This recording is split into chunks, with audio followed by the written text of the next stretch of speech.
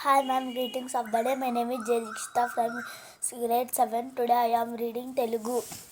పోలమ్మకి నిద్ర రావడం లేదు. ఎంత రాత్రి అయిందో తెలియదు. కుదురు మీద దీపం వెలుగుతూనే ఉంది.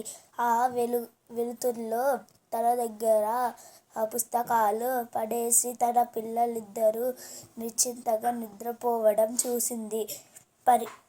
పశువులు కాయడానికి తన ఈడు పిల్లలతో వెళ్ళడమే అమ్మతోనూ అయ్య వెనుక కొండమీదికి వెళ్ళడంలోనూ పోలమ్మ బాల్యం అంతా అయిపోయింది.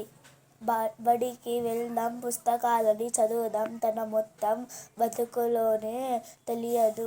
అలాంటి పోలమ్మకి తన ఈ పిల్లలు బడిలోనే గాకుండా ఇంటి దగ్గర దీపం వెలిగించిన తర్వాత చదవడం, నిద్ర పోతున్నప్పుడు కూడా పుస్తకాలని వదలకుండా దగ్గరే ఉంచుకొని నిద్రపోవడం చూసి ఎంతో ఆనందం కలిగింది.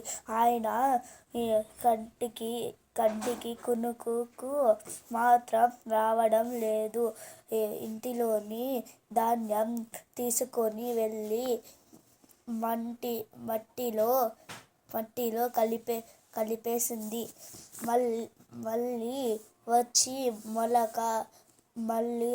మొలక కనిపించడం లేదు.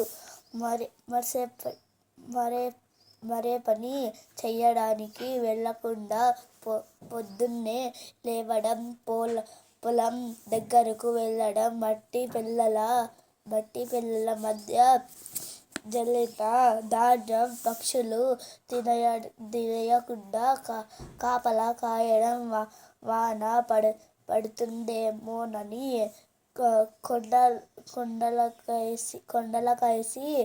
కొండలకేసి చూడడం ఇదే పనైపోయింది. Thank you. Signing off. This is Jaya Dikshita.